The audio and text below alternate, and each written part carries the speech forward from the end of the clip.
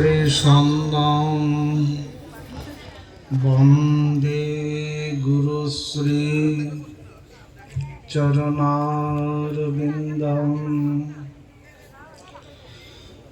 নিতাই গৌর করুণামূর্তি গুরু কৃপা পূর্ণ কলেবরম শ্রী গুরু মুরারিদাসম বন্দে পাদ পদ্মস্মরামি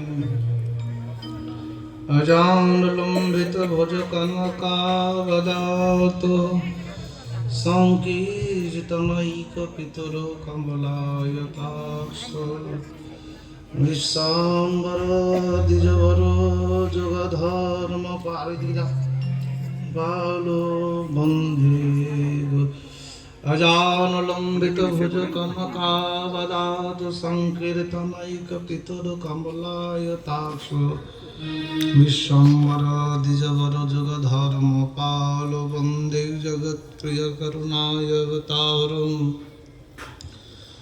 वागीसजस्य वदने लक्ष्मीर्यस्य शिवक्षसीर्षास्तिहृदयं मम तं नृसिंहमहं भजे कृष्णाय वासुदेवाय हरये परमात्मने प्रणतक्लेशनाशाय गोविन्दाय नमो नमः तप्तकाञ्चन गौराङ्गी राधे वृन्दावनेश्वरी वृषभानुसुते देवी त्वं नमामि हरिप्रिये जय रूप सनातन भक्त रघुनाथ श्रीदेव गोपाल भक्त दास रघुनाथ এই ছয় গোসাই করি চরণ বন্দন যা হইতে বিঘ্ন নাশ সবিষ্ট পুরাণ বাঞ্ছা কল্পতরুবশ্চ কৃপা সিন্ধুভ্য এব চ পতিতানাং পাবনেভ্যো বৈষ্ণবেভ্যো নমো নমঃ হরে কৃষ্ণ কৃষ্ণ কৃষ্ণ হরে হরে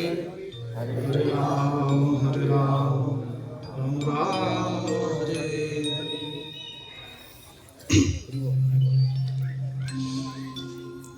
কলিযুগ পাবন অবতার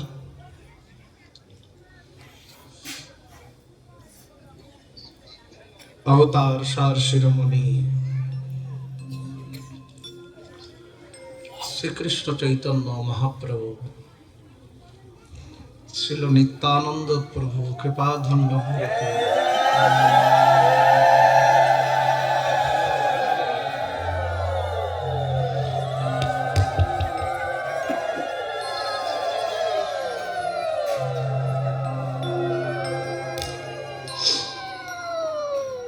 নিত্যানন্দ প্রভু কৃপাধন্য মূরতি মদীয় পরমারাধ্য শ্রী পরম গুরুদেব নিত্যানন্দ কুলতিলক প্রভুপাদ তিন করি গোস্বামী মহারাজ মদীয় শ্রী পরমারাধ্য শ্রী গুরু মহারাজ অনন্ত বিভূষিত শ্রী শ্রী 108 মহন্ত মুরারিদাস বাবাজি মহারাজ সম্মুখে বিরাজমান পূজ্যপাদ বাবাজি মহারাজগণ সম্মুখে বিরাজমান গৌরপ্রিয় ভক্তবৃন্দ ভক্তিমতী মাতৃমণ্ডলী বৃন্দ সবাকার চরণে প্রণতি জানিয়ে যদ্যপি সময় অনেক বিলম্বিত আজকের এই বিসিকে আমাদের প্রাণপ্রিয় প্রাণনাথ শ্রী শ্রী নিতাই গৌরের শুভ প্রাণ প্রতিষ্ঠা মহোৎসব উপলক্ষে বাংলাদেশের স্বনামধন্য বৈষ্ণবগণ কৃপাধন্যগণ সবাই একত্রিত হয়েছেন এ আমাদের অহোভাগ্য বৈষ্ণব দর্শনে মন পবিত্র হয় আনন্দে অনুভব হয় পূজ্যপাদ পরমানন্দ দাস বাবাজি মহারাজ কেচুয়াডবি আশ্রম থেকে আগত অহোভাগ্য অনেকদিন পর দর্শন হলো মনে খুব আনন্দ অনুভব হচ্ছে মাগুরা নিতাই গৌর আশ্রম থেকে আমার বড় দাদা চঞ্চল দাদা এসেছেন চিন্ময়ানন্দ দাস চঞ্চল দাদা সবার কাছে আমি ন্যূনতম একজন কীটি বলতে পারেন অন্য কিছু নয় কীটির থেকে আরো নিচু মহৎগণের সামনে বলাটাই হচ্ছে দৃষ্টতা তারপরেও আমার মতে একটা প্রতীক, একটু শব্দ উচ্চারণ আর কি বাণীর দ্বারা। বৈষ্ণব দর্শন, বৈষ্ণবের সঙ্গ। নরোত্তম ঠাকুর মহাশয় ওনার প্রেমভক্তি চন্দ্রিকায় উনি লিখলেন, মার্জন হয় ভজন পথ, সাধু সঙ্গ অনুক্ষণ, অজ্ঞান অবিদ্যা পরাজয়। সাধু সঙ্গে কৃষ্ণ সেবা, না পুজিবি দেবী দেবা, এই তো পরম ভক্তির কারণ। অন্নব্রত অন্নদান, প্রেমভক্তি চন্দ্রিকায় বল, অন্নব্রত অন্নদান নাহি করো বস্তু জ্ঞান, সদা করো কৃষ্ণের স্মরণ।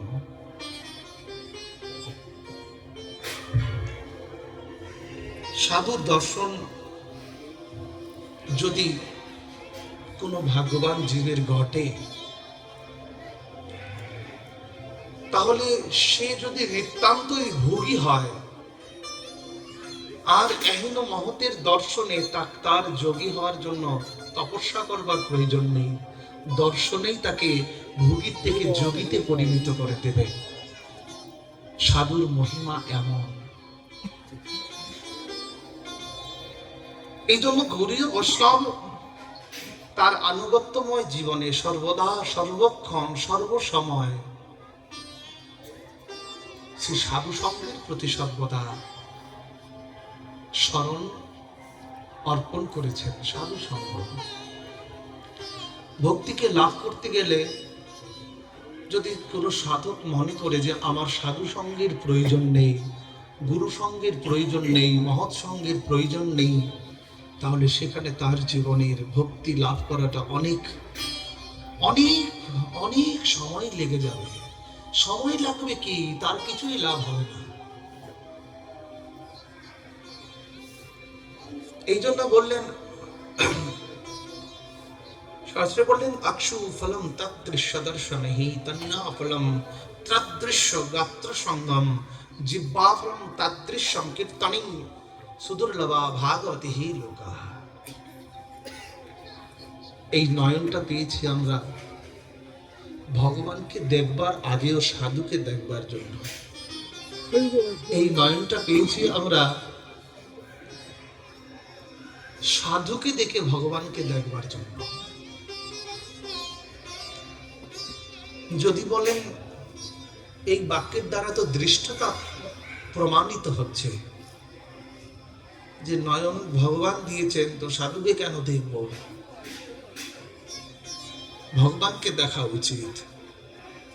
সাধু কি ভগবান? মহারাজ, এই যদি সন্দেহ আসে আপনার ভিতর, তাহলে ভগবানও আপনার থেকে অনেক দূরে সরে যাবে। সন্দেহ নয়, ওইখানে শুধু শরণাগতি প্রয়োজন, ওখানে কোনো সন্দেহ নয়। শ্রী গুরুতে, শ্রী বৈষ্ণবেতে, শ্রী ভগবানেতে কোনো ভেদ রয়েছে। মহাজনগণ বললেন, गुरु गोविंद मिले एक ठाई काकू लागू पाए, बलिहारी वो गुरु जी की जो गोविंद दे मिलाए। गुरुदेव আর গোবিন্দ যদি আপনার সম্মুখে এসে দাঁড়ায়, কাকে প্রণাম করতে বলেছেন? কাকে প্রণাম করবেন আগে? বলিহারি গুরুজি যে গোবিন্দ দে মিলায়, বলছেন ওইখানে ভগবানকে নয়, গুরুদেবকে প্রণাম করবেন। গুরুদেব, হে সাধু বাবা, হে সাধু, আপনার কৃপাতেই তো ভগবানকে জানলাম, এই জন্য আপনাকেই আগে প্রণাম। ওইখানে আর কোনো সন্দেহ থাকলে তার ভক্তি লাভ হবে না। ভগবান তার থেকে অনেক দূরে। আকশু ফলম তদৃশ্য দর্শনহি, তাকে দর্শন করো। এই নয়ন দিয়েছে গোবিন্দ তার জন্য,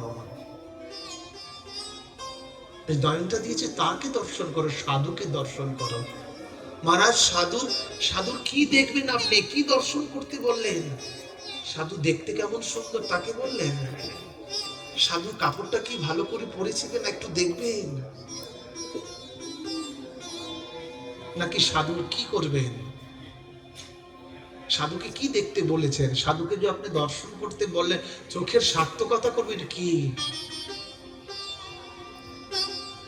বলছেন? তার তার কৃপার জন্য পড়ে থাকতে হবে। বৈষ্ণব দুয়ারে যদি হইতাম কুকুর, এটু দিয়ে তারাইতেন বৈষ্ণব ঠাকুর। আমার মতো পথিককে যদি সাধু চলে যায়, সাধু যদি একটু এঠো দিয়ে, সাধু যদি তার কৃপামৃত, তার চরণ দুটিকে দিয়ে দাসকে একটু লাথি মেরে দেয়, তাহলে গোবিন্দ আমাকে একটু স্বীকার করে নেবে।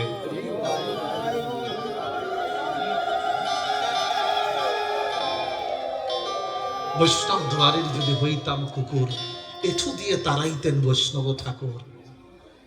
এই নয়নটার সার্থকতা তার কৃপা লাভ। মহারাজ, কৃপাক্ষর কথার অর্থ হচ্ছে করে পাওয়া। তাহলে আমরা তার জন্য কি করব? তিনি কিভাবে প্রসন্ন হবেন? কি সেবার দ্বারা তিনি প্রসন্ন হবেন? তাকে কি বলার দ্বারা, তাকে কি খাওয়ানোর দ্বারা প্রসন্ন করা যাবে? কখনো নয়।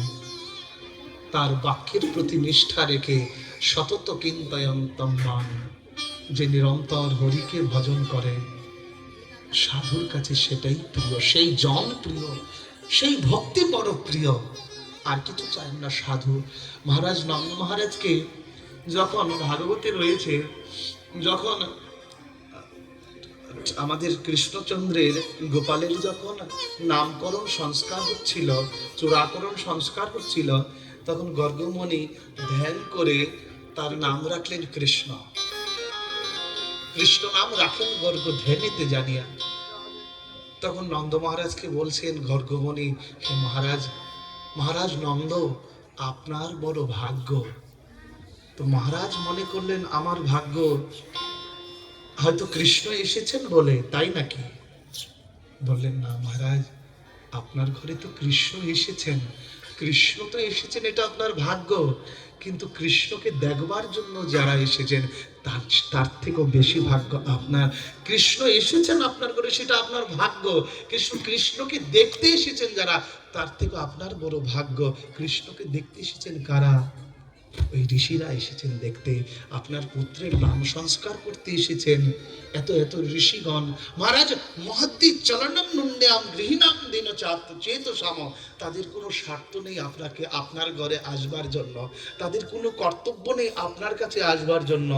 কবিরাজ গোস্বামী লিখছেন, মহন্তের স্বভাব হয় তারিতে পামর, নিজ কার্য সিদ্ধি নয় জান পরগর। সাধু যে আপনার ঘরে আসছেন আপনার কল্যাণের জন্য, ওনার কোনো কল্যাণ নেই। উনি তো নিরন্তর ধ্যান যুগে তার ধ্যান করে, নিরন্তর তাকেই চিন্তা করে তাকে পাচ্ছেন। তার আর আসবার কি প্রয়োজন? না, সে আসেন আমার মতো পতিতকে কৃপা করবার জন্য। যেমন নিতাই চাঁদ জগাই মাদাইকে কৃপা করে তাদেরকে সাধু বানিয়ে দিয়েছিলেন। ওই নবদ্বীপের ঘাটে বসে জগাই মাদাই পড়ে থাকতেন, আর বৈষ্ণবরা যেত, তাদের চরণধুলি লাগিয়ে বলতেন, আমাদের একটু কৃপা করো, আমরা যেন নিতাই গৌরের দাস হতে পারি। এইরকম সাধু যদি চলে যায়, তার চরণ ধরবার প্রয়োজন নেই। তার চরণের রজে একটু মনটাকে গড়াগড়ি দাও, তার চরণের রজে একটু মনটাকে গড়াগড়ি দাও, তাতেই কৃষ্ণ ভক্তি লাভ হয়ে যাবে, তাতেই তার কৃপা লাভ হয়ে যাবে। আর কিছুর প্রয়োজন নেই। তবে নয়নের সার্থকতা, এই নয়নটা পেয়েছে ভগবানকে পরে দেখবো, আগে বৈষ্ণবকে দেখুন, গুরুকে দেখুন। জীবের নিস্তার লাগি নন্দ সুত হরি, ভুবনে প্রকাশন গুরু রূপ ধরি।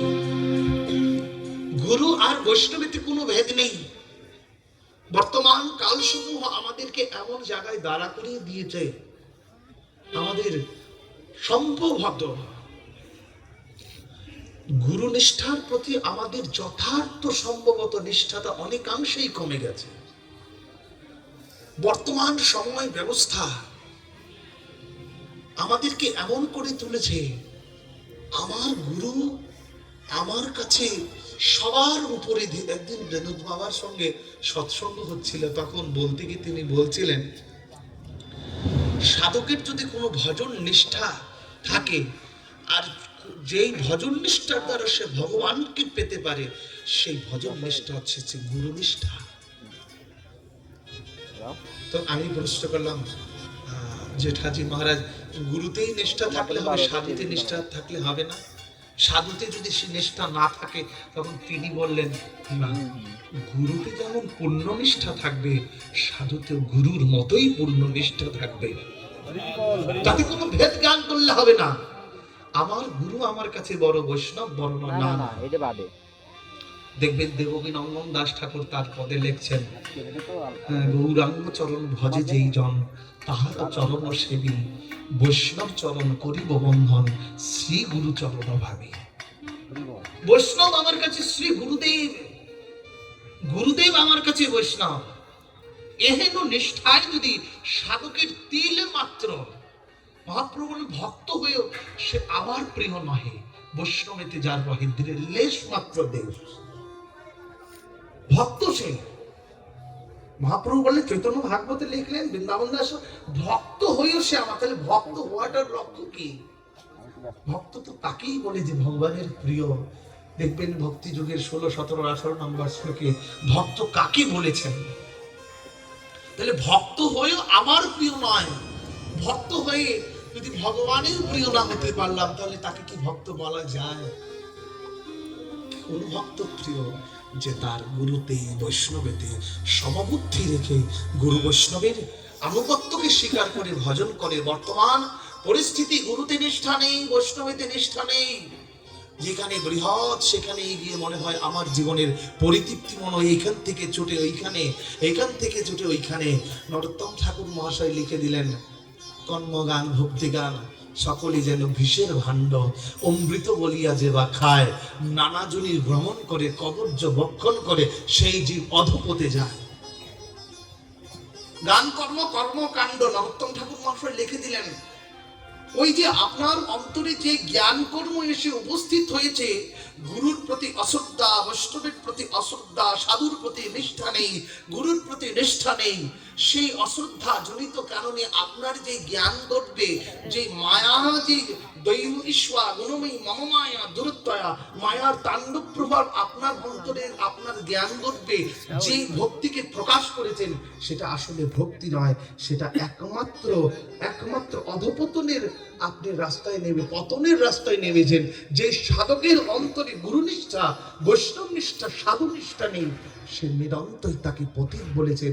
আর সেই পতিততার কারণে সে নিরন্তর তার কৃষ্ণ বিস্মৃতি হতে থাকবে। হরিনামে রুচি হবে না, গুরু বৈষ্ণবেতে রুচি হবে না, প্রসাদে রুচি হবে না, ভাগবত কথায় তার রুচি হবে না। হরি গুরু বৈষ্ণব ভাগবত সাধু কারোর প্রতি তার নিষ্ঠা, সদাচার, সমর্পণ ভাব কিচ্ছু জাগবে না। সে নিতান্তই ওই উত্তম হয়েও সে নিচে পতিত হতে থাকবে। এটা কি তার জীবনের পরম প্রাপ্তি? এগুলো আমরা ভাবি না। ভাববার বিষয় মহাশয়, ভাববার বিষয়। আমি তখন নরোত্তম লিখলেন, ওই জ্ঞানটা হচ্ছে সাধক জীবনের জন্য অনেকাংশে ক্ষতিকর হয়ে যায়। যেই জ্ঞান গুরু নিষ্ঠাকে শেখায় না, যেই না জ্ঞান সাধু নিষ্ঠাকে শেখায় না, যেই জ্ঞান গুরু বৈষ্ণবের প্রতি যথার্থ শরণাগতিকে শেখায় না, সেই জ্ঞান আপনার জন্য বিষের ভাণ্ড। গান কর্ম কর্মকাণ্ড সকলেই যেন বিষের ভাণ্ড, অমৃত বলিয়া যে বা খায়। বিষকে যদি অমৃত বলে খান তাহলে আপনার কি হবে মহাশয়? বিষকে অমৃত বলে খেলে কি হবে? কিছু আর মরবেন, আর কি হবে? আর কিছু কি হবে? অমৃত বলিয়া যে বা খায়। নানা যদি কখনো কখনো এমন হয়, বিষটা খেলেন, বিষটা আপনি খেলেন, আপনি মনে করছেন বিষে আপনি মরে যাবেন, কিন্তু বিষেরও একটা মাত্রা রয়েছে। অধিক পরিমাণে খেলে সেটা আপনার ক্রিয়া করবে, অল্প পরিমাণে খেলে আপনি মরবেন না, আপনাকে ভোগাবে, আপনাকে ভুগতে হবে। অল্প খেয়ে কিন্তু ভুগবেন, মরবেন না আপনি। ওই যে বললেন নানা জনি ভ্রমণ করে, নরোত্তম এমনি লেখেননি, অনুভব করে লিখছেন। নানা জনি ভ্রমণ করে, ওই ভ্রমণ করতে থাক, মরবেন না, মরলে তো হয়েই গেল। নানা যদি ভ্রমণ করে কদর্য বক্ষণ করে। কদর্য কথাটা কেন লিখলেন? এই গান কর্মের অভিমানে আমরা সাধুকে সাধুগান করি না, গুরুকে গুরুগান করি না। লেশ মাত্র দেশ বুদ্ধিতে আমাদের জীবনের অধপতন নিরন্তর নেমে আসে সাধু চিত্তের প্রতি। সাধু আমার কাছে ভগবান, গুরুর বিক্রিয়া যদি দেখো কখন, তথাপি অবজ্ঞা নাহি করে কদাচন, কদাপি নয়। আমার কাছে তিনি সাধু। বললেন না প্রভু এক বৈষ্ণব দ্বারাই মতিলা। মহাপ্রভু বললেন জানো এই হয় বৈষ্ণবের এক লীলা, এই হয় বৈষ্ণবের লীলা।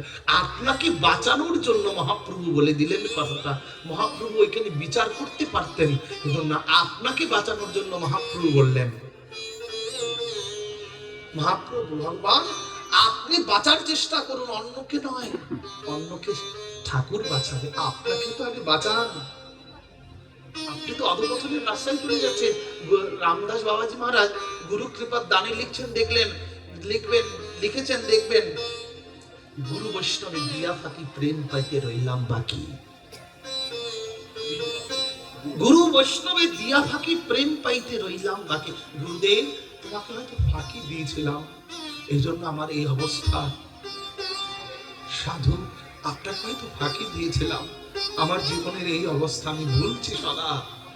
তোমানা বুঝিয়া আপনা খাইয়া আপনি ডুবিন হেলে, আর কতকাল এ দুঃখ ভুন্দিব ভোগ দেহ নাহি যায়। সইতে নাহিয়া কাতর হইয়া নিবেদিছি তুহা পায়, আমার উদ্ধার করিয়া লহ দিন বন্ধু আপন চরণ নাই। এরা দামি হলো ক্ষত বিকা হলো। গুরুদেব গুরুদেব আমি ভুলছি সদা, তুমি আমাকে তোমার চরণ থেকে সরিয়ে দিও না। সাধু বাবা, সাধু হে সাধু মান, আমাকে এই চরণ থেকে সরিয়ে দিবেন না, তাহলে যে আমায় আর কেউ দয়া করবে না। কে আর করিবে দয়া? পতিত দেখিয়া কেবা উঠিবে কা। যদি পতিত দেখে কেউ কাঁদতে পারে, যদি পতিত দেখে কারোর মনে দয়া হয়, তাহলে একমাত্র সাধুর হয় মহাশয়, আর অন্য কারো হয় না।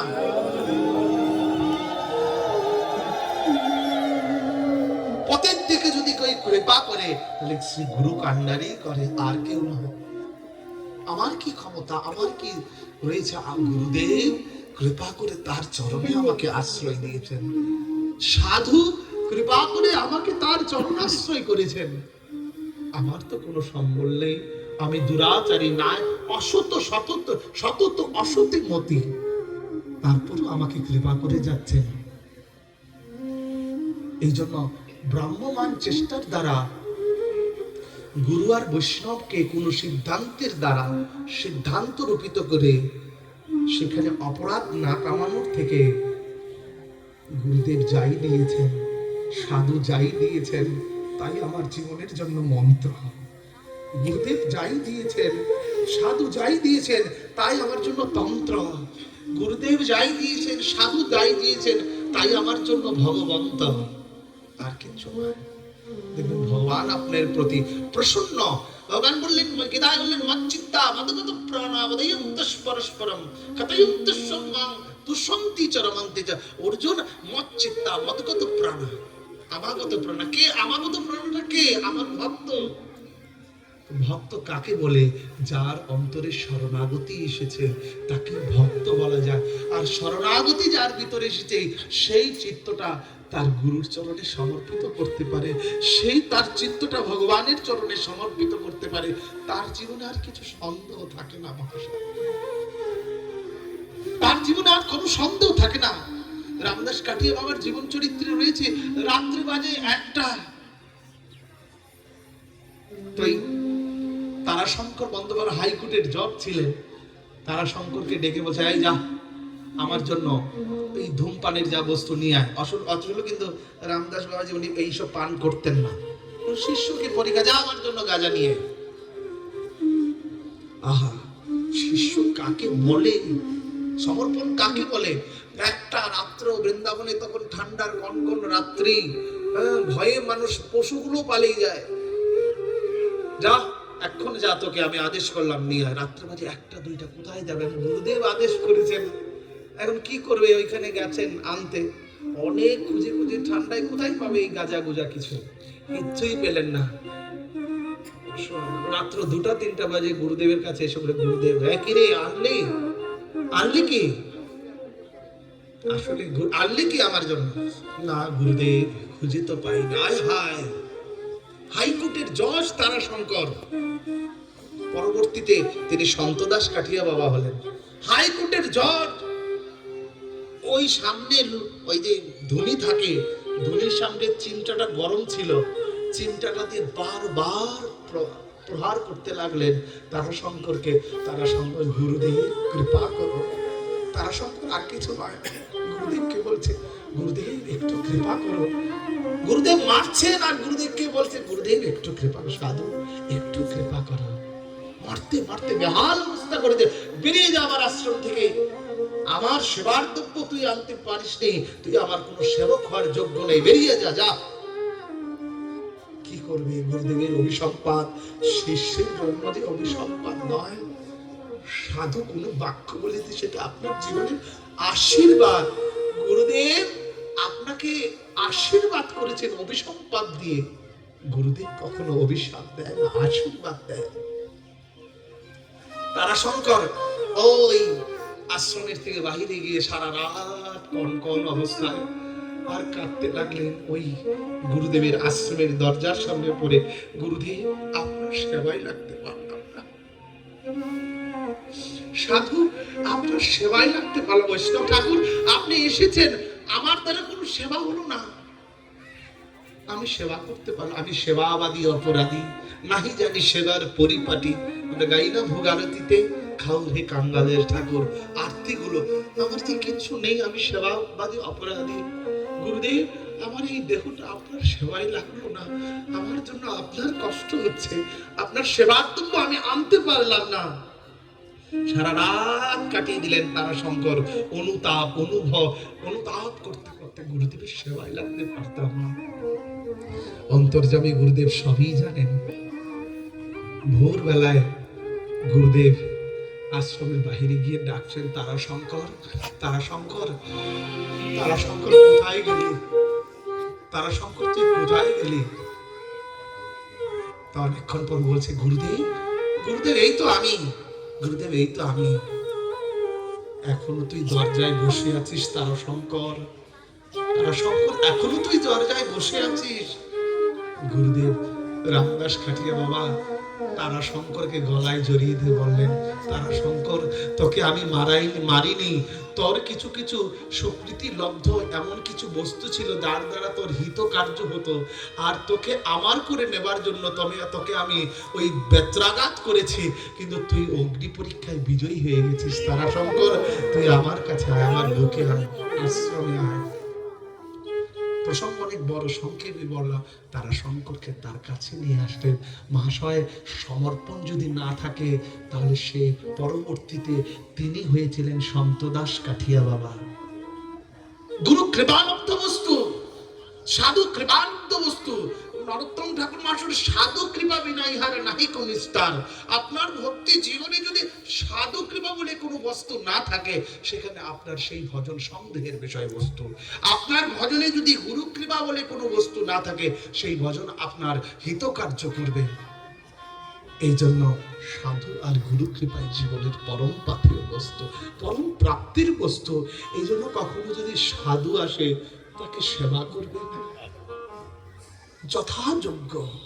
ভগবান দেখিয়েছেন তার চরণ পক্ষ লালন করে সেবা করে, কি করে এত বড় দ্বারকাধীশ নিজ হাতে সেবা করে দেখিয়েছেন কি করে সাধু আসলে সেবা করতে হবে। সাধু আসুক, গুরু আসুক, আপনার জীবনের ভাগ্য, আপনার জীবনটা পরিবর্তন হয়ে যাবে তার সেবা করলে। এই জন্য জিহ্বা ফলম তাৎপৃশ্য কীর্তনে সুদুর্লভা ভাগবতী হি লোকে, সুদুর্লভা ভাগবতী হি লোকে। এই জন্য এমন সাধুর সঙ্গ করতে হবে যার দ্বারা ভগবত প্রাপ্তি সম্ভব। এই সাধু আর বৈষ্ণব যেখানেই দেখবেন সেখানেই প্রণাম করবেন। সে কি তা আপনার জানার প্রয়োজন নেই, সে কি আপনাকে করবে তাও আপনার প্রয়োজন নেই। তার চরণে লুটিয়ে পড়ুন। আপনার শ্রদ্ধাটা তার অন্তর থেকে ভগবত যে জ্ঞান রয়েছে, ভগবত জ্ঞান গর্ভ রয়েছে, সেই বৈষ্ণবের জ্ঞান গর্ভে ভগবান আপনাকে কৃপা করবে, তাকে জানার আপনার প্রয়োজন নেই। তখন আপনার সাধুর প্রতি নিষ্ঠা জাগবে। সাধুর প্রতি নিষ্ঠাই হচ্ছে সাধনার পরম লক্ষ্য, পরম ভক্তি, পরম। তোমারও হৃদয়ে সদা গোবিন্দ বিশ্রাম, গোবিন্দ কহে নমঃ বৈষ্ণব পরাণ।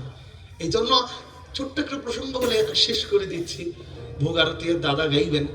একদিন নরোত্তম ঠাকুর মহাশয়কে পরীক্ষা করবার জন্য জীব গোস্বামী পাঠালেন কয়েকজন বৈষ্ণবকে। নরোত্তম যাও, জীব গোস্বামী বলেন যাও, এই নরোত্তমকে কি একটু পরীক্ষা করে আসো। যখনই তোমরা আশ্রমে প্রবেশ করবে তখনই নরোত্তমকে বলবে যে ভোগ লাগানোর কথা, প্রসাদ পাওয়ার কথা। তোমার খিদা থাকুক আর না থাকুক। কয়েকজন বৈষ্ণব তখন তারা জীব গোস্বামীকে বলছেন, ভগবানের ভোগটা আমরা কি করে খাবো, কি করবো? বলে না, কিচ্ছু না, আগে নরোত্তমকে যখনই দেবে বলে খিদা লেগেছে আমাদেরকে প্রসাদ দিন। তখন আচার্য বাক্য, আচার্য মান বিজনিয়াত, গীতায় ভগবান বললেন, আচার্য মান বিজনিয়াত নবমন্নতে কহিষ্ঠিতম নমর্ত বুদ্ধ শ্রীয়তে সর্বদেব ময় গুরু। আচার্য আমি, আমারই স্বরূপ, অন্য কেউ নয়। তখন নরোত্তম ঠাকুর মহাশয়ের কাছে গিয়ে বৈষ্ণবগণ বলতে লাগলেন, রে আমাদের তো খুব খিদা লেগেছে, আসলে একটু লাগেনি, আমাকে একটু প্রসাদ দেবেন? নরোত্তম ঠাকুর মহাশয় তখন ভোগ রন্ধন করে ব্রজমোহনকে লাগাতে যাচ্ছেন, ব্রজমোহনকে ভোগ লাগাবেন, ভোগ পারস ঢুকাচ্ছেন। এখন এই মুহূর্তে গিয়ে বৈষ্ণবগণ বলছে, আমাদের একটু প্রসাদ দাও না, এখন খিদে লেগে গেছে। নরোত্তম ঠাকুর মহাশয় কি করলেন, সাথে সাথে ঠাকুরকে তুলসী দিয়ে, ভোগ নিবেদন করার প্রয়োজন নেই, সাথে সাথে তুলসী দিয়ে ওই বৈষ্ণবদেরকে পারস করে খাওয়ালেন, প্রসাদ পাওয়ালেন। বৈষ্ণবরা একটু মনে মনে ভয় পাচ্ছে, হায় হায় ঠাকুরেরকে দিল না আর আমরা খাচ্ছি, কিন্তু আচার্য বাক্য। তো নরোত্তম বৈষ্ণবদেরকে প্রসন্ন করে সেবা আদি দিয়ে আবার ভোগ রন্ধন করে ব্রজমোহনকে ভোগ লাগাতে গেলেন। ব্রজমোহন প্রকট হয়ে বলছেন, নরোত্তম, নরোত্তম তুমি জানো না ভক্ত মুখে আমি খাই, নরোত্তম তুমি জানো না ভক্ত মুখে আমি খাই, আমার ভক্তকে খাইয়েছো তুমি, আমার ভক্তকে প্রসাদ পাইছ, আমার খাওয়া হয়ে গেছে, আর আমার ভোগ লাগানোর প্রয়োজন নেই। এই জন্য সাধুর প্রতি তখন বৈষ্ণবগণকে জীব গোস্বামীকে বলেন, এমন করেছেন। জীব গোস্বামী অতি প্রসন্ন হলেন, নরোত্তমের নিষ্ঠা হয়েছে। সাধুর প্রতি নিষ্ঠাই জীবনের পরম লক্ষ্যে পৌঁছে দিবে, অধিক সাধনের প্রয়োজন নেই। নরোত্তম বলে, সাধু সাধু বলে অনুক্ষণ, শুধু সাধু আর গুরু বলে, গুরুদেবের প্রতি নিষ্ঠা রাখুন, সাধুর প্রতি নিষ্ঠা রাখুন, অভয় পথ পাবেন। এই বলে আজকের হরে কথা এখানেই বিশ্রাম। জয় জয়।